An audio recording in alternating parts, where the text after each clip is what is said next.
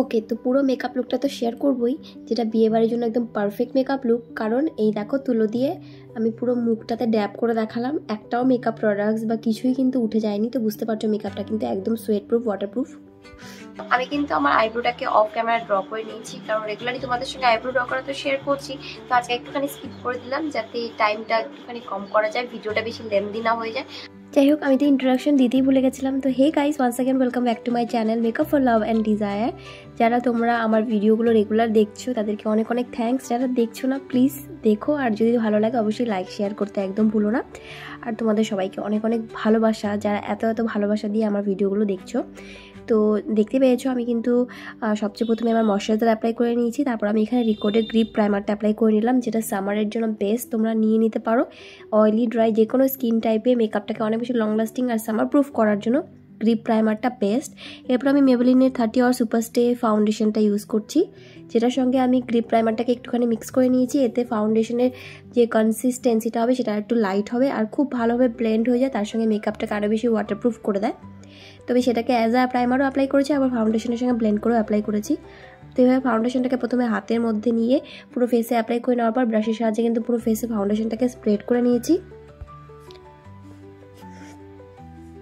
তবে শুধু ব্রাশ দিয়ে স্প্রেড করলেই কিন্তু হবে না, বিউটি ব্লেন্ডার দিয়ে অবশ্যই ড্যাবিং পোর্শনে ব্লেন্ড করতে হবে, তাহলেই মেকআপটা অনেক বেশি স্মুথ, ফ্ললেস আর একদম প্রফেশনাল মেকআপ আর্টিস্টদের মতো হয়ে আসবে। তো অবশ্যই একটা বিউটি ব্লেন্ডার দিয়ে ড্যাব করে করে ব্লেন্ড করতে কিন্তু একদম ভুলো না। তো তোমরা অনেকেই আমাকে কমেন্ট করে বলো, দিদি তোমার মেকআপগুলো যেরকম হয় আমাদের মেকআপটা যখন আমরা ট্রাই করি সেরকম হয় না। তো অবশ্যই আমি যেভাবে স্টেপ বাই স্টেপস তোমাদের সঙ্গে শেয়ার করছি সেভাবে স্টেপ বাই স্টেপ ফলো করে মেকআপটা করার চেষ্টা করো, ডেফিনেটলি আমার থেকেও অনেক বেশি সুন্দর হবে। তবে হ্যাঁ, তার সঙ্গে কিন্তু স্কিন কেয়ারটা অনেক বেশি জরুরি। অবশ্যই স্কিন কেয়ারটাকে ঠিকঠাক রাখবে। যদি স্কিন অলরেডি স্মুথ আর ভালো হয় তাহলে তো মেকআপ আরও বেশি সুন্দর দেখাবে, তাই না? তো এরপর দেখো, কনসিলার হিসেবে আমি এখানে লরিয়াল প্যারিসের ইনফলিয়েবল কনসিলারটা ইউজ করছি।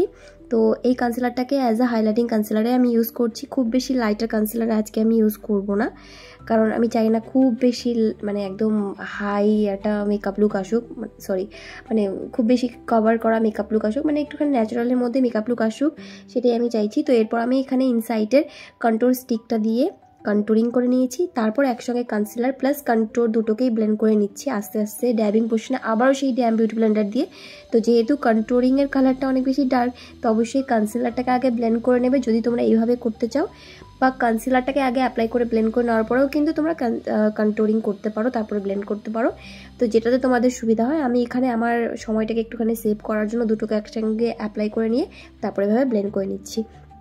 তো আমি এই স্টেপটা কয়েকদিন ধরে খুব বেশি ফলো করছি, মানে কনসিলার আর কন্ট্রোরিং ক্রিম কন্ট্রোরিং করার পরে আমি ডিরেক্টলি পাউডার ব্লাশ অ্যাপ্লাই করে নিই। এতে মেকআপটা অনেক বেশি লং লাস্টিং হয়, তার সঙ্গে সুন্দরও দেখায়।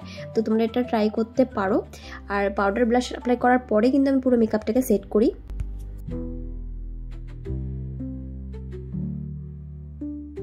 যেমনটা তোমরা এখানে দেখতে পাচ্ছ, আমি ব্লাশ অ্যাপ্লাই করার পরে একটা লুজ পাউডার নিয়ে প্রথমে বিউটি ব্লেন্ডার দিয়ে যেখানে যেখানে কনসিলার অ্যাপ্লাই করেছিলাম সেখানে অ্যাপ্লাই করে ভালো করে সেট করে নিয়েছি। তারপর পুরো ফেসে একটা ব্রাশের সাহায্যে ভালো করে ব্লেন্ড করে নিয়েছি, আর আইলিড এরিয়াটাকেও সেট করে নিয়েছি সেম লুজ পাউডার দিয়ে। এরপর আমি রেভলিউশনের একটা আইশ্যাডো প্যালেট ইউজ করছি, রিলোডেড মানে এরকম একটা নাম ছিল আইশ্যাডো প্যালেটটা। আমি লিঙ্ক ডেসক্রিপশন বক্সে দিয়ে দেবো প্রত্যেকটা প্রোডাক্টের। আর হ্যাঁ, তোমরা অনেকেই জিজ্ঞেস করো আমি কোন ব্রাশ ইউজ করি। তো আমি যেটা ফাউন্ডেশন ব্রাশ ইউজ করেছিলাম সেটা, প্লাস আমার আইব্রোটাকে ড্র করার জন্য যে ব্রাশটা ইউজ করেছিলাম, দুটো ব্রাশই সুইস বিউটি থেকে নেওয়া। তো এক একটা ব্রাশ এক একটা ব্র্যান্ডের হয়, তবে সুইস বিউটির ব্রাশগুলো তোমরা ট্রাই করতে পারো, এগুলো আমি ডেসক্রিপশন বক্সে লিঙ্ক দিয়ে দেবো। তো এরপর আমি আজকে হাফ কাট ক্রিজ করেছি। তোমরা কাট ক্রিজ মেকআপ লুক দেখতে চেয়েছিল অনেকেই, স্পেশালি দেবপ্রিয়া নামে একজন বোন আছে, সে আমার কাটক্রিজ মেকআপ লুক দেখতে চেয়েছিল। তো স্পেশালি তার জন্য আর তোমাদের সবার জন্য কাটক্রিজ আই লুক করলাম, কারণ খুব বেশি কাটক্রিজ লুক আমার পছন্দ না। আর আমার মনে হয় কাটক্রিজ লুক ছাড়াই নর্মালি আমার চোখে সিম্পল আই লুকগুলো বেশি ভালো লাগায়, তো সেই জন্য আমি সেগুলোই ট্রাই করি।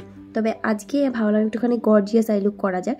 তো কাটক্রিজ করার পর আবারও সেম ওই রেড শেড, তারপর ডার্ক শেড অ্যাপ্লাই করে নিয়েছি, তারপর শিমারি শেড অ্যাপ্লাই করে নিয়েছি, তারপর কাজল অ্যাপ্লাই করার পর ব্ল্যাক শেড দিয়ে স্মাচ করে নিয়েছি। দেন ল্যাশেস আর আমার মাস্কারার সঙ্গে আই লুকটাকে কমপ্লিট করেছি। তারপর পুরো মেকআপ লুকটাকে সেট করার জন্য ফেসেস কানাডার শিমার স্প্রে করে নিয়েছি। তারপর আমি একটুখানি লাইনারও অ্যাপ্লাই করে নিয়েছি আউটার কর্নারের দিকে শুধু।